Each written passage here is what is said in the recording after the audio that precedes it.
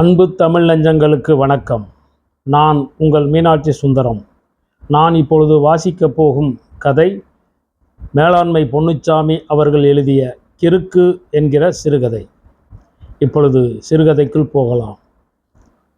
உள்ளங்கையின் மையத்தில் கருமையான ஈரத்தூள், பேன் மாதிரியான சின்ன சின்ன இணுக்குகள். மிச்சம் இருக்கிற தூளை தட்டிவிட்டு வெற்றுத்தாளை வீசி எறிந்தான் பூப்பாண்டி. வலது கை விரல்களால் பதமாக நசுக்கினான், ஊதினான். சுத்தமான போயிலை தூளை விரல் நுனிகளால் கூட்டி அள்ளி கீழ் உதட்டை இழுத்து உள்பக்கமாய் திணித்து கொண்டான். ரூபாய்த்தாளை மடித்து பர்சுக்குள் சொருகி கொண்ட மாதிரி. அழுந்த மூடிக்கொண்ட அடி உதடு கர்ப்பவதி வயிறு மாதிரி புடைத்திருந்தது. திருப்தியும் உல்லாசமாய் உள்ளங்கைகளை தட்டி உதறிக்கொண்டான். ஈருக்கும் உதடுக்கும் நடுவில் திணிக்கப்பட்ட போயிலை தூள், ஊறுகிற எச்சிலில் போயிலியின் லாகிரி வாசம், சுறுசுறுவென்ற ருசி, கிறங்கடிக்கிற சுகமான உணர்வு, பரவசமான ஒரு காந்தல். அடுத்த வேளை போயிலை தூள் இல்லை, வாங்கணும். எங்கே வாங்கிறது? ஒரு பய கூட கடை திறக்கலை. பூப்பாண்டிக்குள் ஒரு குடைச்சல், மண்டைக்குள் கருவண்டு புகுந்த மாதிரியான குடைச்சல். நிஜமாகவே ஒரு கடை கூட திறக்கவில்லை. சர்வ நிசப்தமாக நகரம். சுத்தமான கடையெடுப்பு பயத்தில் புதைந்திருந்தது. நகரமே அரண்டு போய் கிடக்கிறது. வெட்டும் குத்துமாக சாதி சண்டை, அறுபட்டு விழுந்த தாளிகள் நிறைய. எல்லா நேரமும் எங்காவது வெடித்து கொண்டே இருக்கிற பெட்ரோல் குண்டுகள், அலறி அடித்து கொண்டு ஓடுகிற ஜனம். எல்லா மனிதர் மனசிலும் கலவர, பீதி, திகில். எந்நேரமும் யார் தலை உருளுமோ மனசை கவ்வுகிற கிளி. 60 ஊர் சனம் அன்றாடம் வந்து போகிற பெரிய சந்தை நகரம், வியாபார நகரம். இப்போது வெறும் நகரம். ஒரு குஞ்சு கூட வராது, வர முடியவில்லை.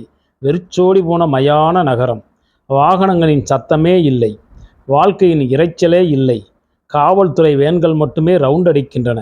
பல மாவட்டத்து வேன்கள் அடிவயிற்றை கலக்குகிற அசுர பேரிரைச்சலாக அடிக்கடி விரைகிற தீயணைப்பு வண்டிகள். பூப்பாண்டி மண்டைக்குள் கின் என்று இருந்தது. கிறுக்கு பிடித்த மாதிரி இருக்கிறது. கணேஷ் போயில இல்லாமல் இருக்க முடியாதே. எங்கே வாங்கிறது? ஒரு வழியும் புரியலை. வெறிச்சோடி கிடக்கிற தெருவுக்குள் இறங்கினான். சின்ன சின்ன தெரு, சந்து பொந்துகளில் ஊடுருவி நகர்ந்தான். பூனை நடை, கள்ள நிதானம். ஒரு வீட்டு கதவை மெல்ல தட்டினான். யாரு? உள்ளிருந்து பதற்றமும் அதட்டலுமான குரல்கள். நான் தான், பூப்பாண்டி. திறந்து மூடிக்கொண்ட கதவு. உள்ளே நீல அகலமாய் பெரிய ஹால். அது நிறைய உட்கார்ந்திருக்க ஆட்கள். தள்ளுமுள்ளான நெருக்கடி இடமில்லாமல் நிற்கிறவர்கள். ஜாதி கூட்டம் இரகசிய கூட்டமாக நடந்து கொண்டிருந்தது. போலீஸில் சிக்கியவர்களின் உறவுக்காரர்கள், சிக்காமல் மலைக்காட்டில் பதுங்கி இருப்பவர்களின் இரத்த பந்தங்கள், வெட்டுப்பட்டு செத்தவர்களின் சொந்தக்காரர்கள், சாதி சனம், மாமா மச்சினன், கொடி பின்னி கிடக்கிற உறவுக்காரர்கள், அழுகையும் அங்கலாய்ப்புமாக மனிதர்கள், ஆத்திரமும் ஆவேசமாய் குமருகிற குரல்கள், உணர்ச்சி கலவையான பலவகை குரல்கள், உஷ்ண மூச்சுகளின் உரசல்கள். வீட்டின் உள்புறமே மூச்சு முட்டலாக இருந்தது. காரமும் வேகவுமான பேச்சு சத்தம். ஃபேன் காற்று கூட வெப்பமாக தகித்தது. பூப்பாண்டியும் ஒரு மூலையில் ஜன நெருக்கடிக்குள் தன்னை செருகி கொண்டான். அங்கே நிலவிய சூழல் பூப்பாண்டி மனசை என்னவோ செய்தது. ஒரு பிசைவு, அடிவயிற்றில் ஒரு பகீர். ஆளாளுக்கு பேச்சு, காட்டு கூச்சல், கோபமும் சோகமான சீரல்கள், வாய் சவடால்கள், நொறுங்கி சிதைந்த நொம்பல குரல்கள். மீசை நிறைத்த ஒரு பெரியவர் பெரிய சத்தமாய் அதட்டுகிறார். எலை, என்னலே ஆளாளுக்கு வாய் சத்தம், சலச்சலன்னு ஓலப்பாயில் நாய் ஒன்றுக்கு இருந்த மாதிரி. நிறுத்துங்களே, ஆக வேண்டியதை பேசுங்க. என்னத்தை பேச? 10 உசுரை பறி கொடுத்துட்டு பரிதவிச்சு போய் நிற்கும். இந்த லட்சணத்தில் என்ன இருக்கு பேச? பதிலுக்கு எத்தனை சாட்சம்? 4 தானே? 4 தான். அதுவும் ஏழமாட்டாத கிளடு கட்டையை உறங்கி கிடக்கிற பெருசை துள்ளி தீர இளவட்ட பைய ஒருத்தனே சாச்சிருக்கோமா? இல்லை, சை, வெக்க கேடு. இந்த மாதிரி பூட்டின கதவுக்குள்ளே பம்மி கடந்துக்கிட்டு வெறும் பேச்சா பேசிகிட்டு இருந்தா எங்கிட்டு குடி சாய்க்க? இளவட்ட பைய செட்டாக பிரித்து விட்டு அருவா கம்பு ஆயுதங்களோட களத்தில் இறக்கி விட்டால் தானே காரியம் நடக்கும். அடுத்த ஜாதிக்காரன் தரையில் உருளும். கூப்பிட்டா வரணும்ல, வரமாட்டாங்களாக்கும். நம்ம பையக இப்போ நனைஞ்ச விறகாயிட்டாங்க. சூடு சொரணை தொலைச்சிட்டாங்க. அந்த காலத்துல எல்லாம் இப்படியா? கட்டிட்டு வாங்கடானா வெட்டிட்டு வருவாங்க. அது உங்கள் காலத்தில். சுய எல்லலின் குரல், கொதித்த மனசின் நிறமாற்றம், குமுறலின் உள் பொதிந்த உணர்ச்சி கற்றை. பெரியவர் ஆமோதித்தார். ஆமா, நெசந்தான் என்று சாந்தமாக எதிரொலித்தார். பூமியின் மைய பகுதி போல அவர் மன ஆழத்தில் எரிமலை தழல். அந்த காலத்தில் நாங்கள் துடியா நின்னோம். என்னையே எடுத்துக்கோயேன், ஒல்லியாக தான் இருப்பேன், நெத்திலி கருவாடு மாதிரி. ஆனால் என் சத்துக்கு 3 தலையில் வெட்டி சாய்ச்சிருக்கேன். 65 கலவரத்தில் 4 வக்கப்படுப்போல தீ வச்சு சாம்பலாக்கினேன். ஒத்தையாளாக போய் 3 குறுக்கம் வாழைத்தொப்பை ஒன்று விடாமல் வெட்டி சாய்ச்சி சீரழித்தேன். இப்போ இருக்கிற இளவட்ட பயலுக்கு இதை நினைச்சு பார்க்கவாச்சும் தெம்பு இருக்கா? பெரியவர் கண்களில் அந்த காலம், முகத்தில் பெருமித ததும்பல், கண்ண கதுப்பின் துடிப்பில் அந்த ஏக்கம். நான் மட்டும் இல்லை, அப்போ நம்ம சாதி போய் எல்லாருமே வீரமாக இருந்தாங்க. வீமங்கணக்க ஓங்கு தாங்க நல்ல தாட்டியமாக இருப்பாங்க. கம்பஞ்சோறும் காண பயத்து துவையிலும் தின்னுட்டு சூடு சொரணையோடு இருப்பாங்க. சிங்கம் போல நிமிர்ந்து நடப்பாங்க. முறுக்கி விட்ட மீசையும் நெத்தி மட்டத்துக்குமான கம்பும் சூரிய கத்தியோட களத்தில் இறங்கிட்டா 2 தலையாச்சும் உருட்டாமல் வீடு திரும்ப மாட்டாங்க. ரத்த கவுச்சியோட தான் வாசப்படியை மிதிப்பான். கெண்டைக்கால் ரோமத்துக்கு சமானம் தான் உசுருங்கிறது. பூப்பாண்டிக்குள் பெரியவரின் ஆவி இறங்குகிற மாதிரி, நரம்புகள் பரவி படர்கிற மாதிரியோர் உணர்வு திணவு, இரத்த நாளங்களில் ஓடி பரவுகிற வெப்பம், தகிப்பு. பெரியவரின் கனவு தேங்கிய உதடுகளையே பார்த்தான். வாழ்ந்து கெட்ட சோகத்தை சுமக்கிற வெள்ளை மீசை, இப்போதைய அவலத்தில் சிறுமைப்பட்டு நொந்து போன முதிய கண்கள். அவர் மீதே பூப்பாண்டியின் பார்வை நங்கூரமிட்டிருந்தது. இந்த நாளில் எவங்கிட்ட இருக்கு அந்த தைரியம்? இப்போ நம்ம சாதி பசங்க வியாபாரம் தொழில்னு வசதியான இடத்துல உட்காந்துட்டாங்க. படிப்பு உத்தியோகம் பதவின்னு வெள்ளையும் சொல்லையும் ஆயிட்டாங்க. 4 சில்லறை கைகளில் சேர்ந்துருச்சு. சொத்து சுகம்னு வந்துட்டா கோலத்தனமும் வந்துடும்ல. உள்ளதை உரியதை காப்பாற்றிக்கிடணும்னு ஆசை வந்துடும்ல. அருவா கம்புகளை பார்த்தாலே தருக்குன்னு கழிகிற பயம் வந்துடும்ல. சாதி உணர்ச்சி போயிரும்ல. போச்சு, ரோசமான எல்லாமே செத்து போச்சு. அதனால தான் 10 உசுரை பறி கொடுத்துட்டு பம்மி போய் கிடக்கும். நாயை விரட்டுற மாதிரி நம்மளை ஓட விட்டு வெட்டி சாய்க்கான். பெரியவரின் குரலில் கசிந்த துயர உணர்ச்சி, தொண்டை கரகரத்து கலங்கிய கண்ணின் ஈர மின்னல், மீசைக்கு அடியில் சின்ன உதட்டில் மெல்லிய சோக துடிப்பு. பூப்பாண்டிக்குள் பற்றி கொண்ட தீ, நெஞ்சின் மூளை முடுக்கிலெல்லாம் திகுதிகுவென்று எரிந்த தீ, அவனை நெட்டு தள்ளுகிற மனத்தீ.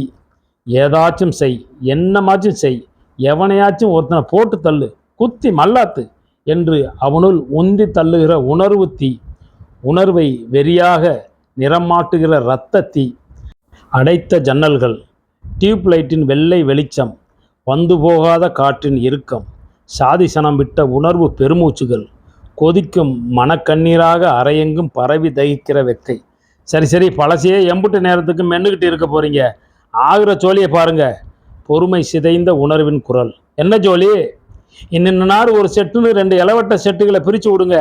இன்னைக்கே கணத்தில் இறங்கட்டும். ரவ்வோட ரவ்வோ 4 தலையில் தீர்த்து கட்டட்டும். பெயர் பெயராக சொல்லி வருகிற பெரியவர். பூப்பாண்டிக்குள் பரபரப்பு, ஆவல் பரப்பு. பூப்பாண்டி பெயரையும் சொல்ல போகிறார் என்ற உணர்வு துடிப்பு, ஆர்வ தீவிரம். இவன் பெயரை கடைசி வரைக்கும் சொல்லவே இல்லை. ஏமாற்றம், கோபமாக நிறம் மாறியது பூப்பாண்டிக்குள்.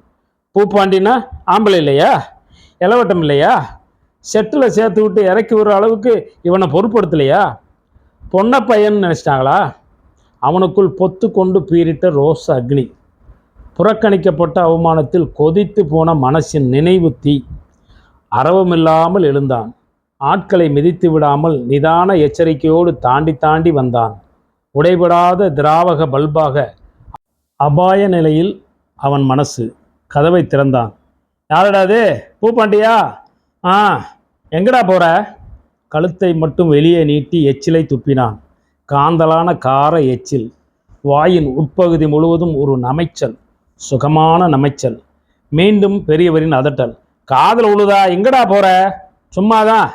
இடுப்புல ஆயுதம் வச்சுக்க, ஜாக்கிரதையா போ. மனசுக்குள் திருகல் முருகலான நினைவுகள். வீட்டுக்குள் முண்டி அடித்து ஒட்டி உரசி உட்கார்ந்திருக்கும் மொத்த கூட்டத்தையும் எகத்தாளமாய் ஒரு பார்வை பார்த்துவிட்டு தெருவில் இறங்குகிற பூப்பாண்டி.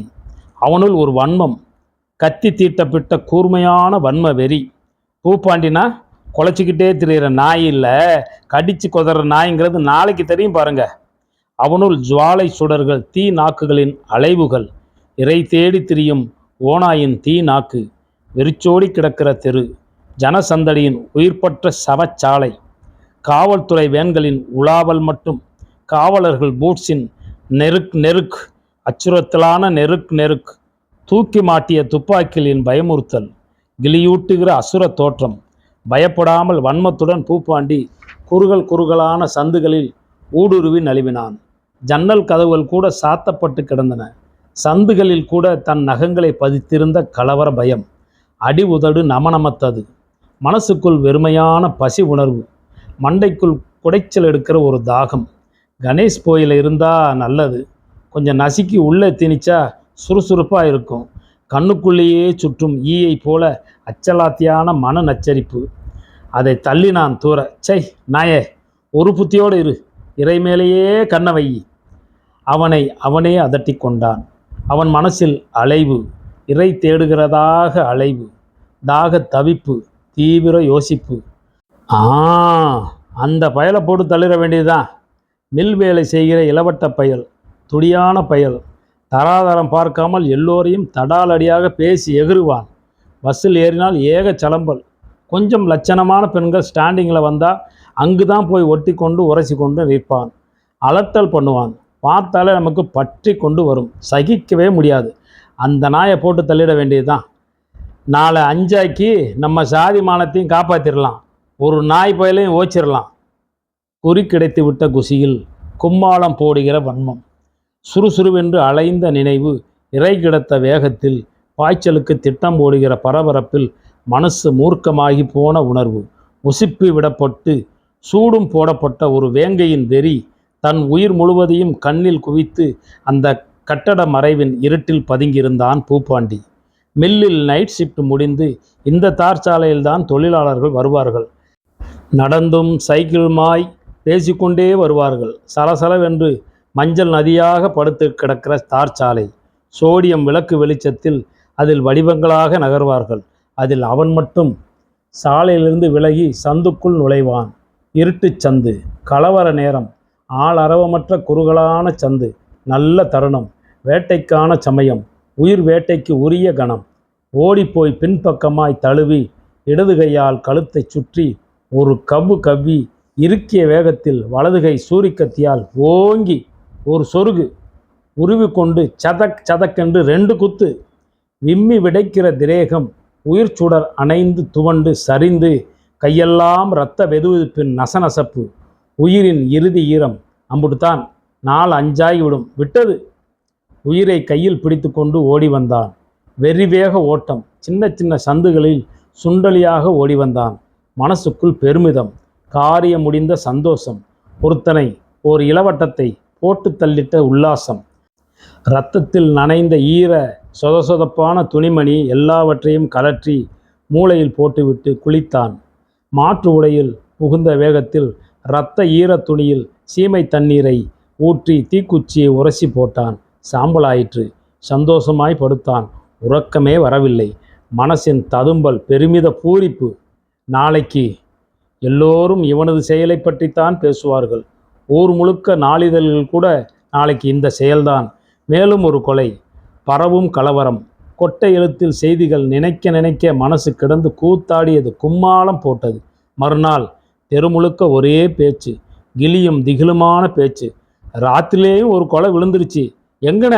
மில்லுக்கிட்ட. யாரு? இவனுங்களா அவனுங்களா? 2மே இல்லை. பிறகு சாதி கலவரத்துக்கு சம்பந்தமே இல்லாத வேற சாதிக்காரன் கலவரத்தை சாக்க வச்சு எவனோ சொந்த பகையை தீர்த்துக்கிட்டான். செத்தது யாரு? மில்லுக்கிட்ட சைக்கிளில் டீ வச்சு விற்கிறவன். பாவம், ஏழப்பட்டவன், கொஞ்சம் வயசுக்காரன்.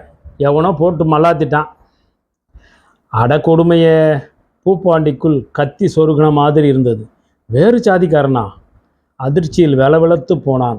பெருமித பூரிப்பும் ததும்பலும் இருந்த இடம் தெரியாமல் மாயமாகி மனசில் ஒரு பாறையின் பாரம், சுமையின் அழுத்தம். கிறுக்கு பிடித்தவனைப் போல வெறி. வேகமாக ஓடினான். போலீஸ் மயம். அதையும் மீறிக்கொண்டு வேடிக்கை பார்க்க முண்டி அடிக்கிற பொதுஜனம். அடடா பாவமே என்று பரிதாபப்படுகிற ஈர மனிதர்கள். ஈர நெஞ்சின் கொதிப்பு சாபமாக வெளிப்பட்டது. எந்த பாய்பாவை செஞ்சானோ இந்த பாதகத்தை அவன் விளங்குவானா? நாசமா போக. செத்து கிடக்கிற டீக்காரன். போலீஸ் அதட்டி மிரட்டி உருவாக்கியிருந்த வெட்ட வெளி. அதன் மூலையில் கிழிந்த சேலையும் காய்ந்த தலையுமாய் இறந்தவனின் மனைவி. தலையிலும் மார்பிலும் மடேர் மடேர் என்று அடித்து கொண்டு அழுது கதறுகிற பரிதாபம். அம்மா அம்மா அம்மா என்று அவள் தோலை பிடித்து கொண்டு அழுது சிலுங்குகிற 10 வயது சிறுவன். அழுது அரட்டுகிற அந்த பெண் கண்ணீரும் கம்பளையுமாய் கதறுகிற சோகம். ஐயையோ, உங்க உசுரை பறிச்ச பாவி யாரு? அவன் நாசமா போக. நான் படிக்க முடியாம போச்சு, தீவித்தாச்சு என் பிள்ளைய பெரிய படிக்க வைக்கணும்னு வாய்க்கு வாய் சொல்லுவீங்களே, பாதியிலே போயிட்டீங்களே. நான் என்ன செய்வேன், ஏது செய்வேன், என் பிள்ளைய எப்படி வளர்ப்பேன்? அவளது ஒப்பாரியின் ஓலம் மனசின் உள் நரம்புகளை கொத்தாக பற்றி சுண்டி இழுக்கிற அவல கதறல். பூப்பாண்டிக்கு காலடி தரை உருவிய மாதிரி இருந்தது. துப்பாமல் போயில எச்சிலை விழுங்கிவிட்ட மாதிரி கிறுகிறுப்பாக இருந்தது. நிற்க முடியவில்லை. ஓடினான். பதறி அடித்து கொண்டு ஓடுகிற பதைப்பு. அவனை கண்டு அவனே பயந்து அலறாமல் ஓடிய ஓட்டம். 1 வருஷமாகிவிட்டது. கலவரம் நகரத்தின் காயத்தழும்பாகி விட்டது. யார் யாரோ எப்படியோ ஏதேதோ வழக்குகளில் சிக்கி சீரழிய சாதி கூட்டம் கண்டு கொள்ளாததைப் போலவே வழக்கும் இவனை பொருட்படுத்தாமல் விட்டுவிட்டது. ஆனால் பூப்பாண்டியை விடுவதாக இல்லை. ரவும் பகலுமாய் மன உளைச்சல், முள்முள்ளாக குத்துகிற துணிவு, சூரிக்கத்தியின் குத்தல்கள், பற்றி எரிகிற இரத்த துளிகள். தலைவிரி கோலமாய் அந்த பெண், கண்ணீர் வழிய பிஞ்சு கன்னத்தோடு அந்த சிறுவன். அழிக்க முடியாத பிம்பம், மனசை வதைக்கிற காட்சி, தூங்க விடாமல் தொல்லை பண்ணுகிற மனசாட்சி. நாளொன்றுக்கு 3 பாக்கெட் கணேஷ் போயிலை என்பது 30 பாக்கெட் ஆயிற்று. மாறி மாறி திணித்தான். துப்ப திணித்தான். போயிலை எச்சிலின் லாகிரி கிறுகிறுப்பிலேயே மனசு தூங்கி கிடந்தது. மனசு கிறுகிறுக்க நாளும் பொழுதும் நகர்ந்தன. இவனுக்குள்ளும் அது காய தழும்பாகி விட்டது. சைக்கிள் பஞ்சராகிவிட்டது. டேக்வில் உருட்டு கொண்டே வந்தான். உச்சி வெயில். உச்சி மண்டையை தகித்தது. வேர்வை வரிவரியாக நெளிந்து இறங்கியது. பனியனும் சட்டையும் தொப் என்று நனைந்து விட்டது. அதோ ஒரு சைக்கிள் கடை. பஞ்சர் பார்த்து விடலாம். ஆறுதல் பட்ட பூப்பாண்டி மனசு அந்த கடையில் சைக்கிளை நிறுத்தி ஸ்டாண்டு போட்டு கிளிப்பை தட்டிவிட்டு கடை தாழ்வார நிழலில் ஒதுங்கி என்று உட்கார போனான். கடைக்குள் ஒரு பையனின் கதறல். டபார் டபார் என்று செவிட்டில் விழுகிற அறை. தீக்கங்காக விழுந்த அடிகள். கடைக்காரன் அடித்த அடியில் துள்ளி அடித்து கதறி அழுத பையனின் சத்தம். பழைய சத்தம். மனசுக்குள் உரசுகிற சத்தம். யாரது? பூப்பாண்டி உற்று பார்த்தான். வண்டியை கூட துடைக்காம எங்கடா போயிருந்த நாயே? படுவா, ஒழுங்க வேலை பழக பாரு, இல்லை தொழிலை உரிச்சு போடுவேன். உரிச்சி நாக்கை வளைத்து கடித்து கொண்டு இன்னும் அதிர்ட்டுகிற கடைக்காரர். வாங்கி அடியோடு அழுது கொண்டே கரித்துணியை கையில் எடுத்து சைக்கிளை துடைக்கப் போகிற சிறுவன். அவனது டவுசரும் சட்டையும் கூட கரித்துணிதான். பூப்பாண்டிக்கு பாவமாக இருந்தது. கருணை பொங்க பார்த்தான் அந்த சிறுவனை. இவனுக்குள் அடிவயிற்றில் ஒரு பிசைவு. யார் அந்த சிறுவன்? நான் படிக்க முடியாமல் போச்சு, வித்தாச்சும் என் பிள்ளைய பெரிய படிக்க வைக்கணும்னு வாய்க்கு வாய் சொல்லுவீங்களே, பாதியிலே போயிட்டீங்களே. அழுது கதறிய அம்மாவின் தோலை பற்றி கொண்டு சினுங்கி கொண்டிருந்தானே அந்த சிறுவனா இந்த கடையில்? அடி வாங்கி அழுது கொண்டு கிழிந்த கரித்துணியாக பூப்பாண்டியின் காயத்தழும்பில் சதக்கென்று பாய்ந்த ஒரு சூரி கத்தி. அடிவயிற்றில் புதைந்து உருவுகிற கத்தி. ஐயையோ, உங்க உசுர பறிச்ச பாவி யாரு? மனசின் ஆழத்தில் அந்த பெண்ணின் அவலக்குரல். உயிரின் நரம்புகளை உழுக்குகிற ஓலம். நினைவின் ஆணிவேரையே அறுக்கிற அலறல். என்னத்துக்கு கொன்னேன்? நான் யாரை கொன்னேன்? டீக்காரனையா? அவனை மட்டும்தானா? அவன் ஒருத்தனை மட்டும்தானா? யாரு யார் யாரு? உள் மனசுக்குள் தலைவிரி கோலமாக அழுகிற கேள்வி. விஸ்வரூபமாய் எழுகிற கண்ணீர் துளி. படிப்பை விட்டு சைக்கிள் கடையில் அடிவாங்கி கேவுகிற இந்த சிறு பூ. நான் யாரை கொன்னேன்? இந்த கேள்வியின் ஓங்காரத்தில் பிரபஞ்சத்தின் சகல ஒளிகளும் அமிழ்ந்து மூழ்கி போய்விட ஓங்காரமே அவனை பிடித்து உழுக்க, நான்